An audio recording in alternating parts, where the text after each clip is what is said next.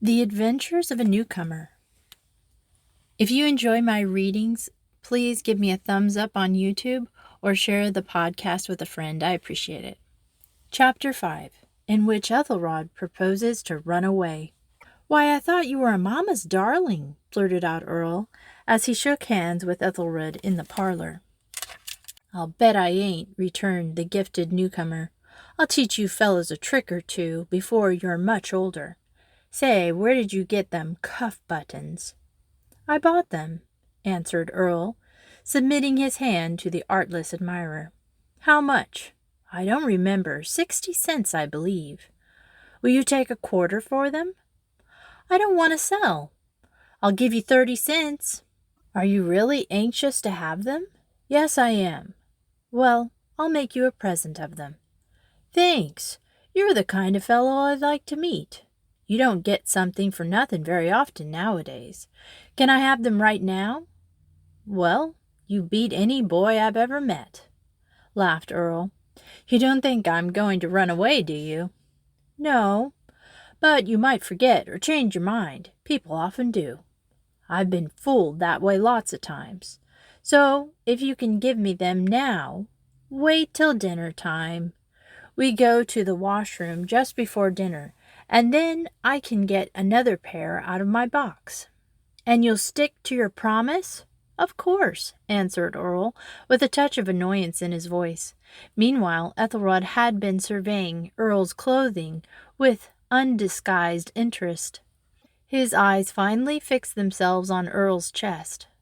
"Got any more neckties like that?" continued Ethelred, unabashed. "No," said Earl shortly. "Have you been examined yet for your class?" "Yes, I'm in the 3rd commercial." "What?" gasped Earl. "Haven't you been studying all your life?" "I guess not. What kind of school is this, anyhow?"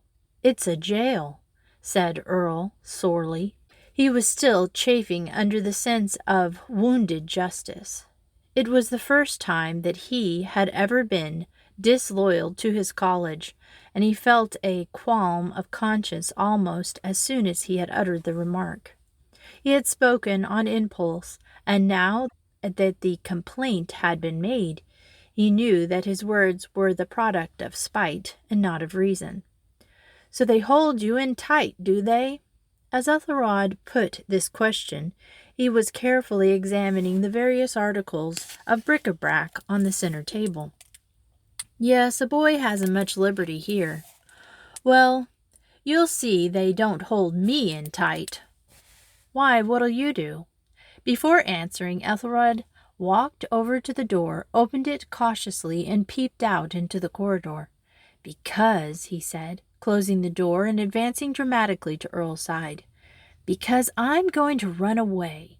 You don't catch me staying in jail, not if I know it." Earl was somewhat dismayed.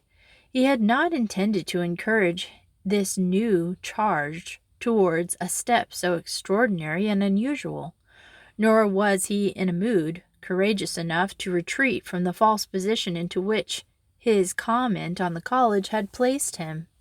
In a word, he was not himself. "What will your mother do if you run away?" he asked weakly. "Her? Oh, she's started for Europe. We've broke up house. She won't know the difference." "Where will you go, then?" "I have friends, lots of 'em," said Ethelred darkly. "All I want is about $10 to get away on. Can you lend me $10? "No, I haven't that much money. Besides, I don't care about helping you to run away anyhow." "You said the place was like a jail, didn't you?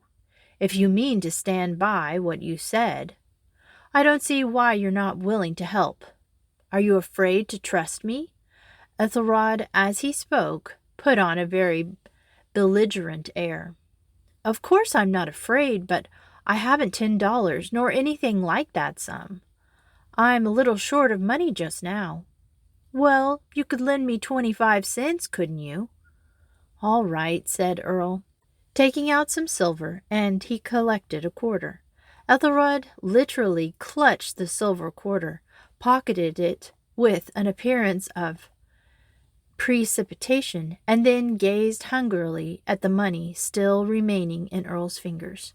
"Couldn't you lend me a little more?" "You've got lots." Earl could not conceal an expression of annoyance. By way of answer, he handed Ethelred a 10-cent piece and returned the rest of the money to his pocket.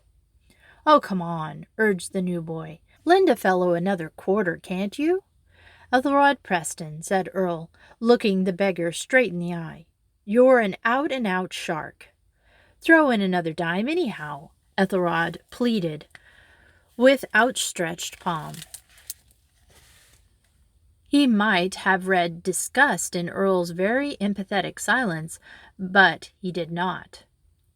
"You're a nice friend, Merryweather. I didn't think you'd be so stingy." Here Ethelred, who had fallen into a whining tone, came to a sudden pause. There was something in Earl's flashing eye which cowed him. He added, "Oh, you needn't get mad. I was only fooling. All I wanted of you was a quarter or so. I reckon I can get the rest of the money from some other of the fellers." "You're pretty cool for a newcomer. Suppose we come outside and take a look at the place." "All right. Nothing like business. I want to know where I am. Say, you'll get me a chance to get to know the fellers." Ethelred pronounced it fellers. "Before I run away tomorrow, that is." "Of course," answered Earl, as he threw open the parlor door and the two walked out into the corridor. "There's a half-holiday today, as it's Thursday, and I'll introduce you all round. Tomorrow night, that's the time." "Many boys here, Merryweather?" "There are about 60 in our division, and nearly 150 in the senior division." "That's so. And where do they all come from?" "Pretty much from every state in the Union, even from California. Besides, there are several from Mexico and a few from South America." "I suppose most of them here are a pretty green lot," continued Ethelred in a loud voice. There were 5 or 6 of the senior students in the corridor who happened to catch this remark. Then they made some remarks in return, which luckily for Ethelred's peace of mind the newcomer did not hear. Before dinner-time, Ethelred's artless speech had been rehearsed to nearly every student, large and small, in Henryton College. These things spread very quickly in boarding schools. Earl, meantime, answered ironically, "Oh, yes, boarding school boys are noted for their greenness." The irony was lost upon his companion. "And are the fellows tolerably flush just now?" queried Ethelred in a whisper. "I can't say, I'm sure. I don't ask any friends how much money they carry. But, you see, I want to borrow some money and get away on it. I ain't no fool. You don't catch me running away with nothing in my pockets. There, what do you think of that?" cried Earl, forgetting his vexations and troubles in a burst of admiration, as he and his companion came out upon the steps, which commanded a view of the playground. It was a sight to win enthusiasm from anyone whose eyes were alive to the beauty of the scenery. Before them stretched the cheerful playground, level, unbroken, and shaded at the lower end by a row of noble oaks. To the right and left of the two boys standing on the steps, maples formed its boundaries on either side, and back of these trees, beautiful even in their wintry bareness, lay 2 stretches of luxuriant lawn, still quite green despite midwinter, whither, with permission of the prefect, the small boy delighted to resort in the short recesses and intervals between their games. To the west of the lawn was bounded by a stone wall some 5 feet in height. To the east it was cut off by a flower garden of the college, by a fence of strong oak. Beyond the growth of oaks at the lower end could be seen here and there the spires of several village church steeples. Further still, many a dainty cottage was visible among the vine-clad hills which stretched away as far as the eye could see, while between the steeples that gleamed In the sunlight, and the hills beyond lay a glittering and dimpling and changing, the noble curves of one of America's most beautiful rivers. Back of the garden stood the infirmary, an ancient building hallowed for its traditions. Over it crept the ivy in its rich, tinted, wintry livery. It was an excellent playground, framed in as exquisite setting of scenery as boy or man could desire. "Isn't that beautiful?" ejaculated Earl. "Just look at the river." "It looks like silver, doesn't it?" commented the poetic Ethelred. "Say, you won't tell that I'm going to run away, will you?" "It's none of my business. I think, though, that if you wait long enough, you may change your mind. Most of the boys here like the place. I used to like it myself till lately. But things have changed. We'll go over to the stone wall and take a look at the village, if you like." "All right, Earl. The old woman says you're not a Catholic." "Who?" "The old woman." "You mean your mother, do you?" "No, I'm not a Catholic, and I never will be." "That's right," said Ethelred, with some enthusiasm. "I hate Catholics myself. They are a narrer set, and the enemies of our public institutions. They are ridden by priests who are most ignorant men, and they would trample in the dust the starry flag for which our fathers bled and suffered, and under which liberty smiles upon a regenerated world. No, sir," he added, dropping from what was evidently a quotation to his usual elegant speech. "You don't catch me attending at a school where I'm thrown in with Catholics." "You're talking nonsense," answered Earl indignantly. "The Catholics are not enemies of our public institutions. Who told you that? Who told you that they would trample our flag? Who told you that they would trample our flag? They don't go round parading their patriotism without rhyme or reason, like a lot of hypocrites who are not Americans at all. If shouting for the American flag counts, the Catholics would not be at all comparable to some people in America. The shouters go to Canada, and the Catholics take the field.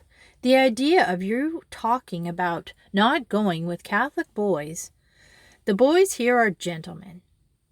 "Ah, I thought you were not a Catholic." "I'm not, but my best friends are Catholics, and my teachers have all been Catholics. I'm not such a fool as to believe all that rot that you say against people whom I know personally." "They're idolaters," continued Ethelred. "And hello, what's this?" They had reached the stone wall on the eastern side. It rose about 4 feet and a half above the level of the playground, but on glancing over it, Ethelred was astonished to find that it went down sheer to a depth of 30 feet. Below them lay the northern end of the town. "We're up pretty high, you see," explained Earl. "It's the same at the lower end of the yard. The wall there goes down about 40 feet, and below it is another part of the Henrytown. The part of the town we see from the steps is the high part near the river. Our college was built on the top of the hill, and now it's pretty hard work to get down to the village. Some of the large boys tried this year, but they got caught." "How can a fellow get out of this place so as to catch the train down there at the depot?" "By the porter's lodge." "Yes, but won't he be noticed?" "Of course. If you want to steal out, you might drop down over this wall," suggested Earl with a twinkle. Thus the conversation drifted on, as the two boys made a leisurely examination of the premises, so that when the bells rang for the end of studies, Ethelred had obtained some few ideas on college life, of which he seemed to know very little, and had been shown the various nooks and corners of the yard, the playroom, the gymnasium, and the candy shop. This latter place aroused his enthusiasm. He inquired eagerly into the prices of the various wares, and was particularly anxious to learn the average amount of sales made in a month, a point on which Earl was unable to inform him. "Why, what small fellers they are!" exclaimed the newcomer as the junior students came flocking from the study hall into the yard. "That's what they're expected to be," said Earl. "This is the junior division, you know. You're the biggest boy on this side, I think." "I can lick any boy here," said the modest youth, surveying the entire division with the eye of scorn. "No doubt," answered Earl dryly. "Why, most of them are in knickerbockers still, and a lot of them have baby collars. Yes, they are dressed the way boys of their age are usually dressed. How would you expect them to dress? Wear their pants and their boots and carry bowie knives?" While the two were thus commenting on the appearance of their schoolmates, Devereux and Haines came strolling past them arm in arm. They had heard a part of Ethelrod's comments. "Come over here, Ed and Roger," called Earl. "I want to introduce you to Ethelrod Preston." "What greenies they are," whispered the knowing Ethelrod in Earl's ear, as the two advanced, smiling, to take his hand and bid him welcome. He had intended to say this in a whisper, but his voice, as has been said, was in the rudest period of transition, and the whisper was loud enough to be heard by Devereux, the wag of the small yard. Eddie had already formed his opinion of the newcomer. Ethelrod, with his hat perched on the back of his head, his arms akimbo, and his mouth somewhat open, looked at once confident and countrified, a combination which, to a small boy who has been for some time at a boarding school, invites teasing on the sight. "It's a real pleasure to meet you," said Ed, with a smile and a twinkle. "Are you recovered from your grief at leaving the dear ones at home?" "I'm not a milksop," returned Ethelred loftily. "No, neither am I. My name is Ed Devereux, and this fellow is Roger Haines. You heard of Webster's reply to Haines, didn't you?" "No, I didn't." "You don't say. Well, Roger Haines, though he spells his name somewhat differently, is the uncle of Haines, the great orator, and his grandfather signed the Declaration of Independence with blue lead pencil." "What did he do that for?" "Sign the Declaration?" asked Ed, while Roger and Earl were struggling to keep their countenance. "Why, he signed it for his health, and he used a blue pencil because he had been brought up that way." Ethelrod glared at Devereux, whose pretty face was all suavité. "Has Earl shown you the grounds?" continued Ed. "Yes, he showed me most everything." "Did he call your attention to the association which link this place with the dead and buried past? Do you mean a life insurance company?" Hereat Roger exploded, and Earl turned away his face. "What are you laughing at, confound you?" roared Ethelred. "He was laughing at what I said about the past," explained Ed. "It is dead, but not buried. But to be serious, if I were you, I wouldn't lean so heavily against that tree." "Why not?" Ethelred had braced himself against a large and vulnerable oak. At Ed's words, he straightened up with no little precipitation and turned to look at the huge trunk.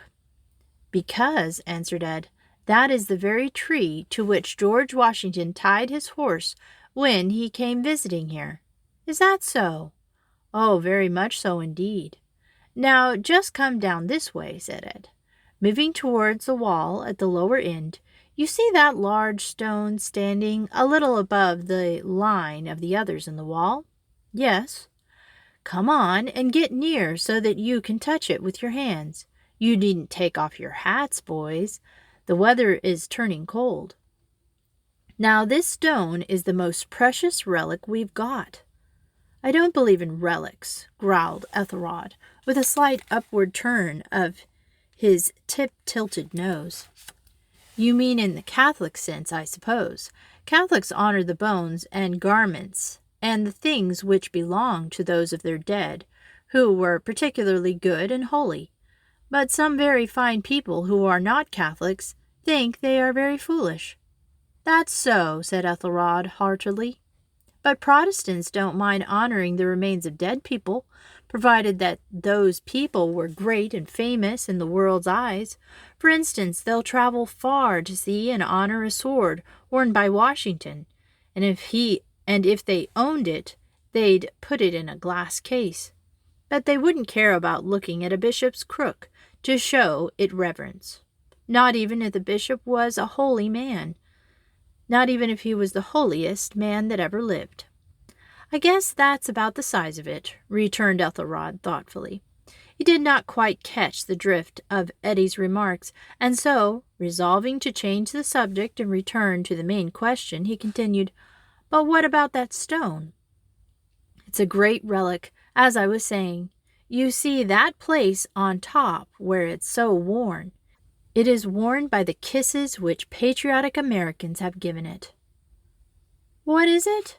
urged Ethelred, becoming really interested. "It's the stone on which sat for over 2 hours by actual account the servant of Benedict Arnold, while his master was betraying his country. If you like, you may kiss it, but don't make too much noise about it." Ethelred gazed at the stone with an air of stupid uncertainty upon his face. "Better take off your hat if you want to kiss it," suggested Ed. Then Ethelred uncovered and leaned over to press his lips upon the slab. The boys broke into a roar of laughter. Ethelred did not kiss the stone. He turned round, and his face was flushed with anger, while there was a look in his eyes that should have petrified Devereux. But Ed went on laughing, while his companions kept his company. Haines was actually doubled up. Of the 3 laughters, Earl was the only one who preserved any semblance of self-control. Then Ethelred gave utterances to some very ugly words which do not sound pleasantly to the unrefined ear, and which have not, very fortunately, found their way into even the most ambitious dictionaries. Happily, the laughing trio did not hear them. In fact, Earl was the only one who was watching Ethelred, and it was good that he was, for with a last oath, Ethelred made a dash at Ed, with the evident intent of knocking him down. Earl sprang forward and caught the clenched fist raised to strike his friend. With more language of the street, Ethelred turned upon Earl. "I'll do you up," he shouted. But here the other 2 came to the rescue, and the belligerent newcomer was a prisoner. "You're afraid to fight me," he foamed. "You're a coward," he added, addressing himself to Devereux, "and I'll thrash the life out of you." "Do you really want to fight?" asked Ed. "You can just bet your life I do," howled the dear child. "Am I to understand that you challenged me to a fight?" "Let me at him!" screamed the pride of his mother, struggling to break loose from Roger and Earl. "Hold on, keep quiet," said Ed. "I am perfectly willing to fight with you according to college rules, if you promise not to rush at me. They'll let you loose, and then we can arrange the terms." "Oh, if you're willing to fight, I'll promise I'm going to teach you a lesson." "Let him loose, boys." "Well, to begin with, we'll fight with gloves, with boxing gloves in the gymnasium, according to the rules here. There's to be no clinching, but it must be boxing all through.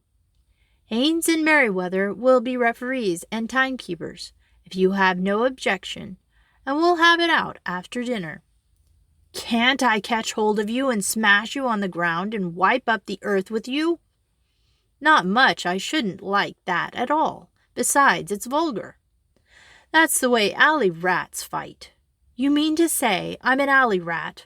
"Of course not." "Well, we'd better get to the washroom, boys, if we want to get a wash before dinner. By the way, Ethelred, don't talk about a fight after dinner. Around here we call it boxing contest. If you call it a fight, the boys will laugh at you." "I say," said Ethelred to Earl on the way to the washroom, "you haven't forgotten about them cuff buttons, have you?" Chapter 6. Ethelred puts on the boxing gloves. It cannot have escaped the observation of the readers that Master Ethelrod's carriage and language before the students were quite different from those which distinguished him in his interview with the president and vice president of Harryton. In the company of the students he was easy, but not elegant. In the presence of the faculty he was neither, while his smile was actually a horror to the eye and a trial to the nerves. This smile was Ethelrod's idea of company manners. In recording the various pearls of wisdom which, in the course of this narrative, are to fall from Ethelrod's lips, the writer takes the liberty of putting down most of Ethelrod's words, not as the charming newcomer actually pronounced them, but as he would have pronounced them had he been better acquainted with the prejudices of educated men. The writer also softens on occasion the slang, the provincialism, and the variations from received idiom which Ethelrod throughout his interesting college career let fall with prodigal and artless profusion. Had Father Edmunds, president of Henryton College, witnessed Earl and Ethelrod's meeting, doubtless he would have been puzzled extremely. Even as it was, he was at a loss to account for what little he had seen. In the experiences of long years given to college work, he had met with not a few rude boys whose parents were of ordinary refinement. But in every case, there was always to be discovered in these lads some evidence of their home training. The case of Ethelrod seemed to stand alone. The boy, in look, in gesture, in carriage, in language, was a bore. There was nothing, as far as externals went, to show that he had known a refined and loving mother's care, nothing which would lead one to suppose that he had ever before entered a parlor. In the vice-president's room, as Father Howard had subsequently deposed to the president, Ethelrod had gone on smiling in the same silly way. When he had no answer, he smiled. Before answering, he smiled. After answering, he smiled again. The interview over, he seemed to find it impossible to leave the room. However, the student who does not know how and when to bow himself out is to be found not infrequently among those who make some pretension to manners. If anything, a new complication was added to the mystery of Master Ethelrod's want of politeness by the letter from the boy's pastor, who, as we have seen, enlarged upon Ethelrod's sweetness and nobility. Against the witness of pastor and mother was the boy himself. While Father Edmund sits in his study turning over all these things, there came by the noon mail another letter, which satisfied him that the problem is not insoluble. Mayor's Office, Brighton, January 28th, 1890. Reverend Edmund Edmunds. Dear Sir, Mrs. Preston has requested me to send you a word of recommendation in regard to her only child now entrusted to your charge. I have to say he is a good boy, will appreciate kind treatment, and is of excellent talents. I feel bound to tell you, however, that he left for your school in a fret and a very rebellious mood. Some of the boys here have told him dreadful stories of Catholic schools, and besides, he does not want to leave his mother. He threatened to run away before leaving home, so keep an eye on him. Once he feels at home, you will find him a good, docile boy. Yours truly, James Hickson Dodge, Mayor of Brighton. Ah, reflected the president, this explains much, if it does not cover the whole case. For all I know, the boy, while in my presence, may have been looking to see whether I wore hoofs.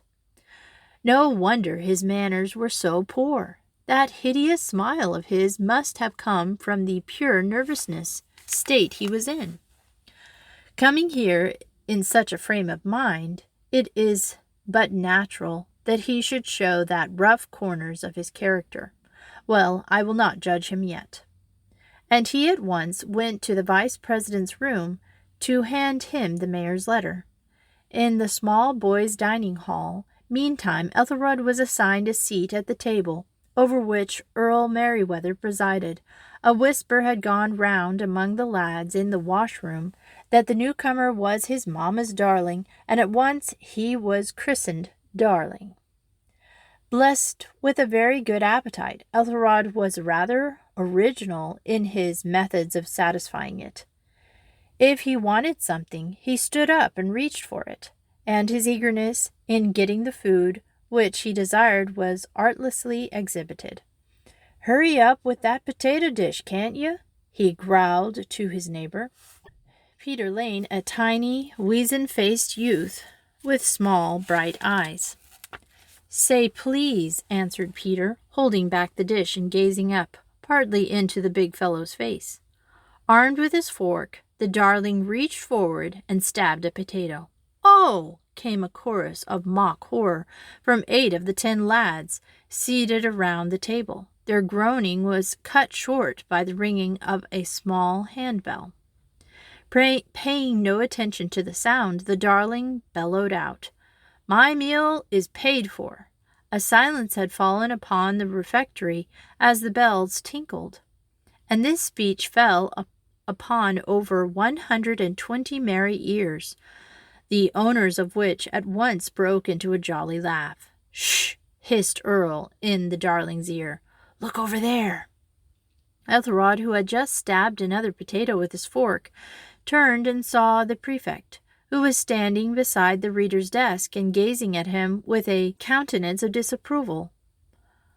On catching the boy's eye, the prefect put his finger to his lip. "Can't we talk, Earl?" he croaked, the nearest thing to a whisper within the range of his voice. "No, that boy in the stand over there is going to read. You're supposed to listen while we eat." "The Badgers of Belmont by Maurice Francis Egan," cried the reader. "I've seen badgers in a menagerie," croaked the darling to Earl. "Have you ever—" "Shh!" hissed Earl, who, in common with all the youngsters, was deeply interested in the fates and fortunes of the jolly little badgers. Luckily for Ethelred, he was hungry, so, consenting to hold his tongue provisionally, he addressed himself to the contents of his plate, and for the most part bolted his food. When he wanted anything, he reached for it, or, if that were out of the question, he got up from his chair and went for it. This latter performance happened 3 different times before the prefect whispered something into his ear. Thereafter, he would nudge his neighbor when he desired anything, and having thus secured his attention, would point gravely with his knife or fork, as was more convenient, at the dish which he then happened to want. Thus far, in his college career of a few hours, he had done nothing to secure the respect of anyone. On finishing his meal, which, considering his hearty appetite, he accomplished with a promptness and a dispatch wonderful to behold, he put a toothpick into his mouth and employed the remaining time spent in the dining hall to examine with lively satisfaction the pair of cuff buttons which Earl had given him. "Mr. Conway," said Ed Devereux to the second prefect after dinner, "we're going to have a little fun in the gymnasium. Darling, that is Ethelred Preston, wanted to fight me, and I told him I'd do it with boxing gloves. There will be 2 fellows to see we don't clinch, and so there'll be no harm done. It will be an ordinary boxing match. The fun of it is that the darling thinks it a regular fight to a finish." As Eddie, a moment later, entered the gymnasium, he glanced about with a flush of pleasure upon a scene that was almost picturesque. The center of the gymnasium was shut off from view by a circle of boys above them. Upon trapezes and ladders and horizontal bar were perched the more restless. Within the ring were Earl and Roger Haynes, engaged in dressing the darling for the contest. Roger took the liberty of feeling Ethelred's muscles. He gasped with affected astonishment. "Oh, what biceps!" he cried. Then, one by one, in perfect order, the young gentlemen who had formed the ring advanced and touched with exaggerated reverence the darling's arm. "He doesn't eat potatoes by the forkful for nothing," piped Peter from his perch on the trapeze. Ethelred, who had been strutting about like a fighting cock and receiving these attentions with ridiculous complacency, flushed angrily at this remark. "You little fool!" he exclaimed, above the laughter caused by Peter's remarks. "I'll pay you back for this before night." "Go on and put on your gloves," said Devereux. "Say, boys," he whispered to 2 or 3, "pass round the word to make the circle wider and give him lots of room, just as soon as we put up our hands." Some delay was occasioned by the unsuccessful attempt of Darling, at the suggestion of Roger Haynes, to turn his gloves inside out before putting them on. Roger grinned, and slipping over to Ed whispered, "He couldn't tell a boxing glove from an air pump. Just keep him away from you, and there'll be no trouble." At length the two were ready and stepped into the ring. Ed, small, light, wiry; the darling, heavy, ungainly, 3 inches taller, and at least 30 pounds heavier. The two shook hands and took positions. "Ready?" cried Earl. "Go!" Forthwith, putting his head down, Ethelred's hands began to work like the arms of a windmill. With his blows came raining continuously upon the very place where Eddie's merry face had been when he directed them. But Eddie's feet were quicker than the darling's arms. He was dancing what looked like a jig, at the same time warding off the blows with an ease which indicated the practiced boxer. For 2 minutes the rain beat. For 2 minutes the dancer danced, and then suddenly a slight arm shot through Ethelred's guard, and a very soft glove came in contact with Ethelred's nose. It did not hurt, but it roused the enthusiasm of the boys and the darling's anger. The rain became fiercer than ever, while Eddie, faster than ever, danced round and round the ring. But it was a rain which did not fall on the ground which it was intended to reach. So far as the darling's intentions were concerned, the rain was a drought. Just before the end of the 3 minutes, the tiny right arm shot out again, and the glove touched the same spot for the second time. On this occasion it hurt just the least little bit. Time was called, finding Ed smiling radiantly, Ethelred's breathing heavily. "You don't fight fair," panted the latter. "Why don't you stand still?" "And wait till you hit me?"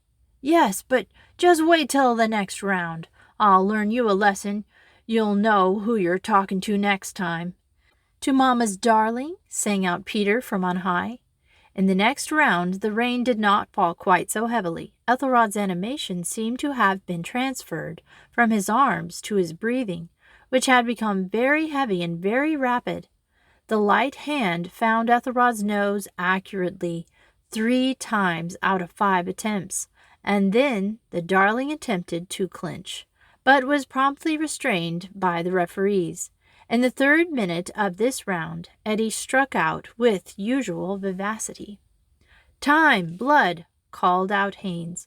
"That ends it," added Earl. "In our contests here, all we want is blood. And when we get that, we're satisfied.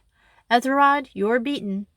"I've been tricked," growled Ethelred, whose nose bleeding had been of the most transient character. "You don't call that sort of thing a fight, do you?" "Of course not," assented Earl. "It's a contest. We don't fight. And you've got the worst of it. Now shake hands with Devereux." "No, I won't." "Oh," cried the crowd, in mock horror. Shamed into submission, Ethelred shook hands and hurried from the room into the yard. As events proved, it would in all probability have been better for him had he remained in the gymnasium.